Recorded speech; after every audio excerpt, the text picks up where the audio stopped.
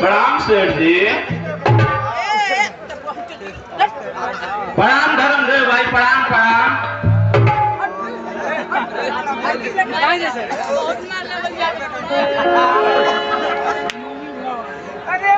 अरे साला ई कयाइल बारे लागत इहो हलाल होई का रिफाइन में पूरी बुला। मालिक हमरा के 50,000 रुपया की जरूरत बा मालिक। और लिहे पेपर मालिक, कुछ दिन खातिर दे दे।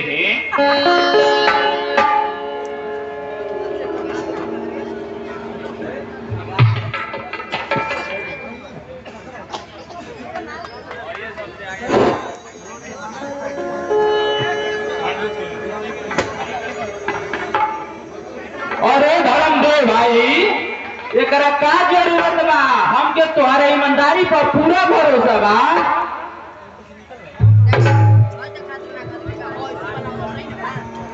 लगा तो धर्मदेव भाई, का मत बड़ा जा लगा तो।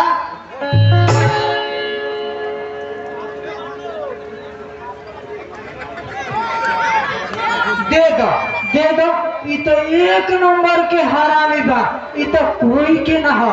तो तुहर का हुई है धर्म दो भाई रिफाइन में पूरी पूरा।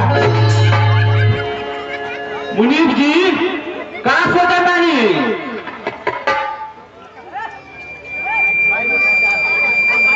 पूछना सरकार। और ये धर्मदेव भाई, सरकार मोती ये धरती पर कोई ईमानदार हुए बेचारा जे आवेले ई उनकर सहायता करेले। यही से तो इनकर माई बाबू नाम से दुखी नाम रखले बड़े एक नहीं। और ये से धर्मदेव भाई, इनकर जे ईमानदारी पर सकरियो मार के मनु जाई रिफाइन में पूरी बुरा। ना मुनीब जी ना, हमके सरकार पर पूरा भरोसा बा। देखिए जब हमारा लड़का पढ़ लिख के अफसर बन जाइए तो हम सेठ जी के पैसा पाई चुका दे। लो धर्मदेव भाई, एमा अंतर लगा दो।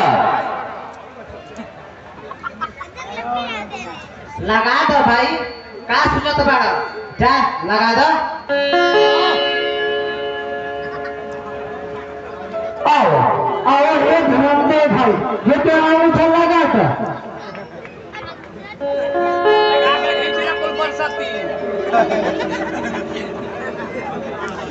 ahoy ना पूरे 50,000 बारी फाइन में तुड़ी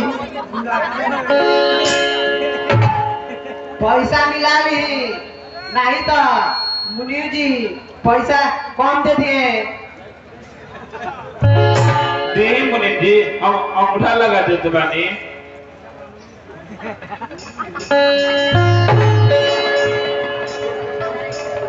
ठीक बा मुनीब जी, अब हम घरे जाते बानी।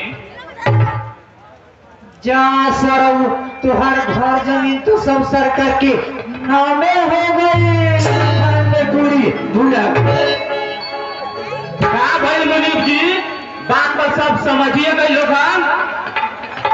सब समझ गए रिफाइन में पूरी भूला।